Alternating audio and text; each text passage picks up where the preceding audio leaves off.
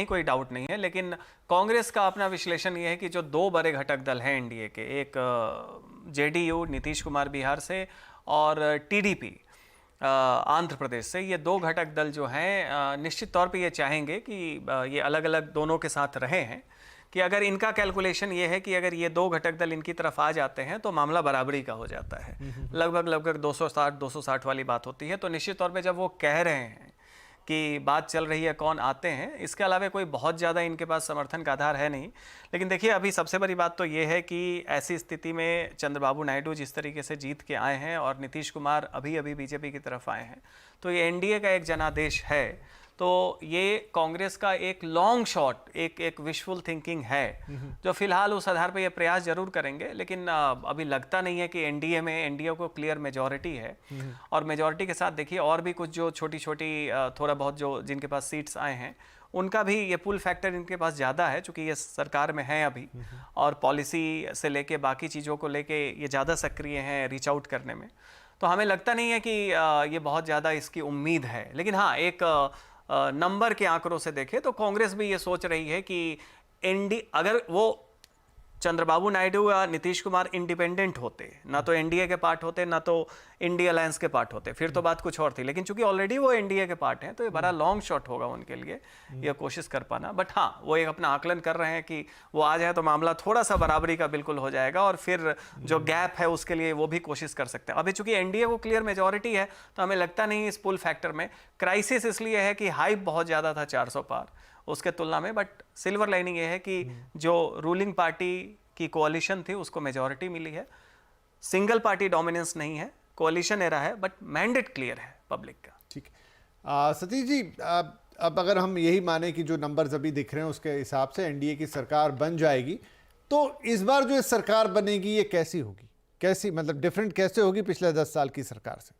देखिए, पहले तो दो बातें मैं स्पष्ट करूं। ये टीडीपी और जनता दल यू, वो पतझड़ वाले जो मौसम का गठबंधन है वो एनडीए का है। दोनों 4-5 महीना से ज्यादा पहले एनडीए के छाते में नहीं आए। और हम सब जानते हैं कि सिद्धांत वेदांत की बात करें, लेकिन पाउंड ऑफ फ्लेश क्या मिलता है इसके ऊपर निर्भर करता है। तो आपका सवाल का उत्तर उसी में निहित है कि पहले जो थी सरकार, वो एक व्यक्ति, एक संगठन के मुखिया के नाते वो एकदम कंप्लीट कंट्रोल और कमांड वाली सरकार थी। और हम देख रहे हैं कि 272 के मार्क से 10 साल बाद भारतीय जनता पार्टी 30-35 सीट नीचे गई है। और जो हाइप क्रिएट था इस बार का सिर्फ बीजेपी के लिए 370 से करीब करीब 130 सीट नीचे गई है। तो कैसी सरकार होगी, लकुटिया क्या होगा, डिपेंडेंसी क्या होगा? हम लोगों ने अटल जी की सरकार देखी थी और अटल जी की सरकार एक वोट से भी हारी थी। और अटल जी की सरकार पर हमने देखा था कि जयललिता जी क्या करती थी। तो वो एक दबाव रहेगा। अब कैसी सरकार होगी वो भी मैं बताऊं। देखिए, एक तो जो आर्थिक नीतियां इस देश में रही हैं, ओलिगोपॉली और मोनोपॉली, या फिर आरोप तो कई तरह के लगे हैं। हमारा स्टेट में हर काउंसिलर को थ्रेट किया, हमारा स्टेट में हर एमएलए को थ्रेट किया, किसी का 500 रुपया भी भेजा। वो तो हमारा जानकारी में है, 2-3 सीट में वो हम इंक्वायरी करके लेंगे। लेकिन बात ये बड़ा है, इतना जब्ती करने का बाद भी इंडिया जीता है और मोदी हारा है। अब देखिए, जो अयोध्या लेके ऐसा कांड किया है, अयोध्या में हारा है। मोदी जी का सीट में क्या है, पोस्टल बैलेट में भी हारा था। मैंने जो सुना, पहले तो 5 लाख वोट में जीता था, अभी क्या हुआ? इतना अहम बात किसी के लिए ठीक नहीं है, हमारा लिए भी ठीक नहीं है। हम तो आज इतना आशीर्वाद जनता को मिला है कि हमारा सिर हम नीचू करने चाहते हैं।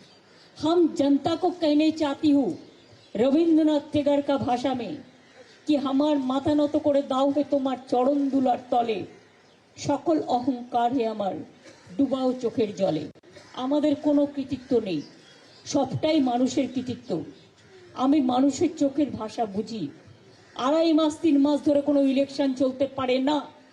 যদি 3 মাস ধরে ইলেকশন চলে, বছরে একবার পঞ্চায়েত, একবার মিউনিসিপ্যালিটি, একবার লোকসভা, একবার विधानसभा, একবার बाई इलेक्शन, तो डेवलपमेंट का काम नहीं होता है। तो इसी के लिए जो कानून मोदी जी ने किया है, 147 एमपी को एक्सपेल करके, वो कानून अभी कामयाब नहीं होगा। इसी के लिए कि 2/3 मेजोरिटी तो नहीं मिला। 2/3 मेजोरिटी नहीं होने से कॉन्स्टिट्यूशन तो यहाँ पर बैक टू बैक अभी हमने कांग्रेस का प्रेस कॉन्फ्रेंस देखा, अभी ये टीएमसी का। शेखर अय्यर साहब, सारे लोग अब एकदम से अटैकिव मोड पर आ गए हैं। मतलब चाहे कांग्रेस को लीजिए, चाहे अभी टीएमसी बात कर रहे हैं, और प्रेस कॉन्फ्रेंस शायद हम होते हुए देखेंगे। अमूमन पिछले 2 चुनाव से ये हुआ था कि शाम को एक बड़ी सी रैली होती थी जिसमें मोदी साहब निकलते थे, लेकिन इस बार नज़ारा थोड़ा उल्टा हो गया है।